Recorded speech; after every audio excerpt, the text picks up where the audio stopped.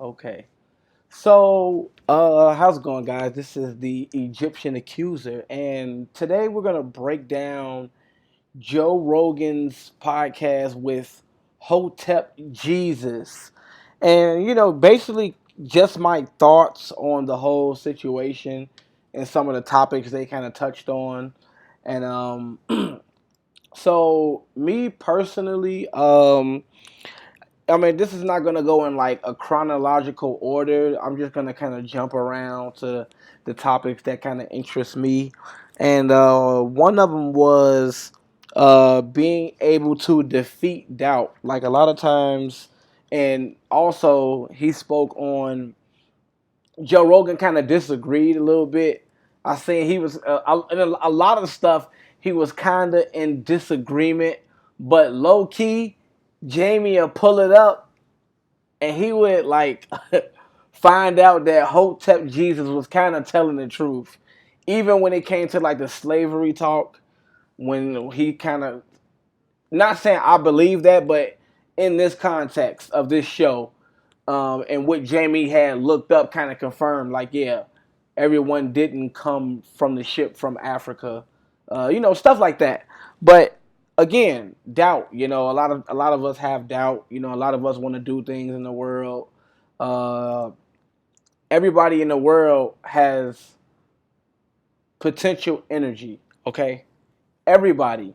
And if you want to go to the gym, you want to lose weight, you want to learn Spanish, you want to learn a different language, it doesn't matter. I was learning Mandarin. I was learning how to speak Mandarin. I was learning how to speak Spanish.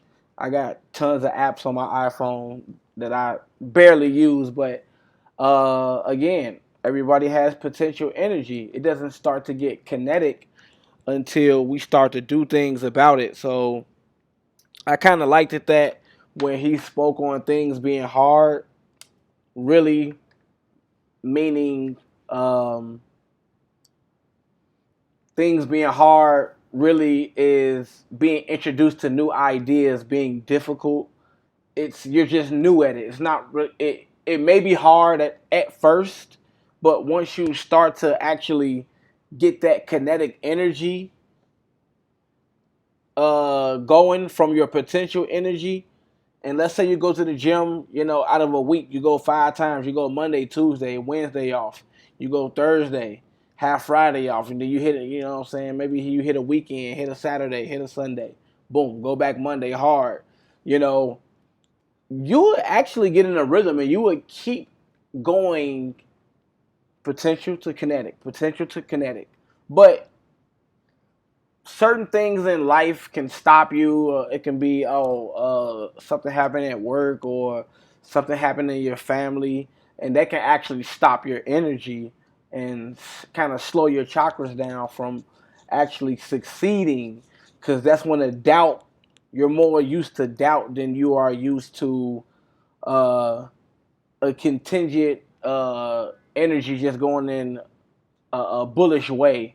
A lot of times our energy is not very bullish. It's volatile, like the stock market. It's up and down. It's up and down. So I thought that was pretty interesting. um, Also, the soy thing too.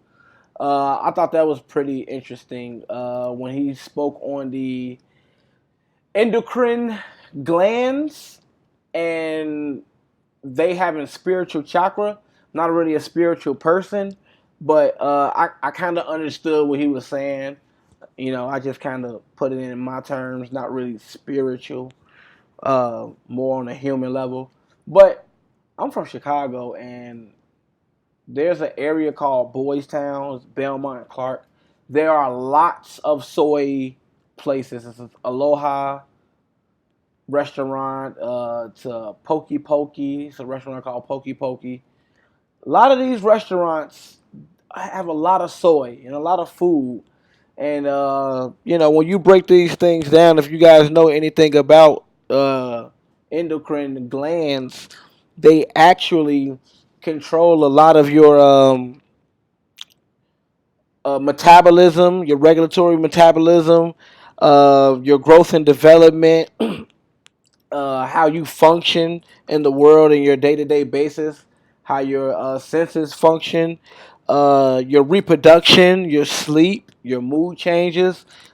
It's a lot of things that is affected when you have lots of soy consumption. Um, so a lot of what's it called? White Castles. Sorry, I don't eat White Castles, so that's why I kind of didn't remember it. So they have a lot of soy meat in their food, and I definitely do not eat White Castles at all. And also, it messes up things in the hippocampus, which is in the brain, and it helps with your mood. It helps with, how you function, your growth. It helps with a lot of those things. So, guys, definitely you want to stay away from some of these foods that has soy, pesticide. You know,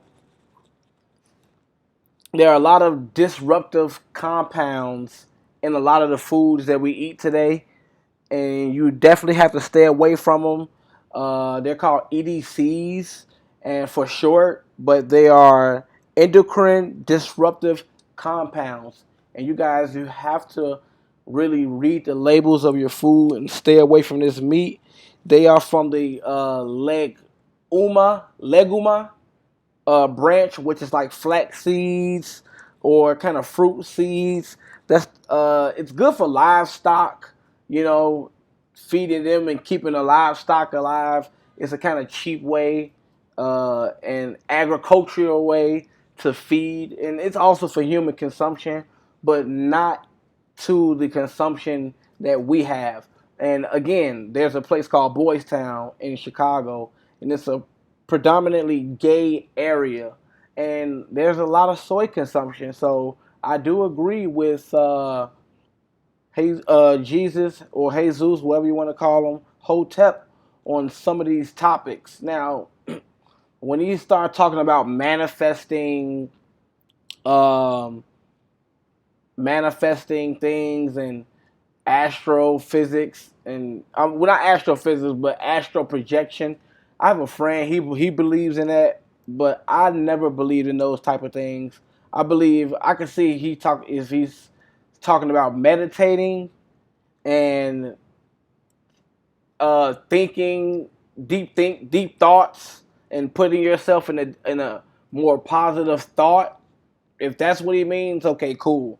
But I wouldn't call that. I wouldn't take from the human experience and call that spiritual. I call that um, just being a very efficient human and being a very sentient, self-aware human, and knowing that you can actually do what you put your mind to. So that's kind of what I took from that. And now, when he talks about blacks not being, look, there's a place in West Africa, Ghana, where you can check. That was the dock where millions of millions and millions of Africans were taken from Africa over, and I do believe that Africans were distributed throughout the north, the south, of Spain, all of these countries, but only 300,000. I don't believe that. I believe it was more than 300,000. Um, Look at the economic growth. Look at what they say about reparations today. They say that it's in the trillions. Uh, it's in the trillions that they owe African Americans. Um, I mean, 17 trillion price tag. That's not just 300,000 people. That's just not 10%. That's not just 1%, of the 10.7 million that made it. And it's a big hefty price. Everything that is Microsoft, Google, Apple, uh, your computer desk, your paint, everything comes from Africans' slavery. All of that was built on the backs of black slaves. I mean, it just was. Somebody had to have a lot of money and a lot of wealth to have people uh, proportioned in a place where they have an advantage. I'm not saying that today that be the case today, but you gotta understand when you live in, like me, I'm black. Of course, y'all know that from the last video. But when you live in a black environment, a black neighborhood, um, you don't understand that we got corner stores everywhere. We got people selling cigarettes. We got people selling cigarettes. We got lots and lots of crime. We got lots of people who don't have money.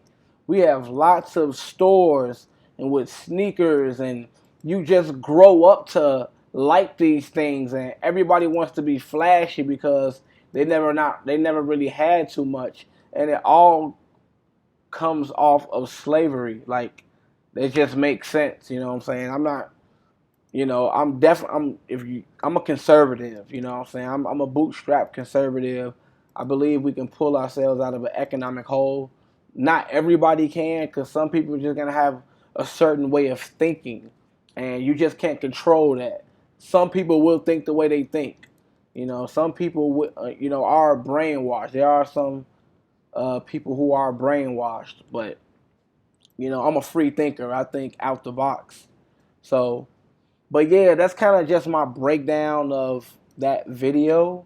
So, I mean, if you guys liked the video, give me a thumbs up. If you didn't, give me a thumbs down. Comment what you think.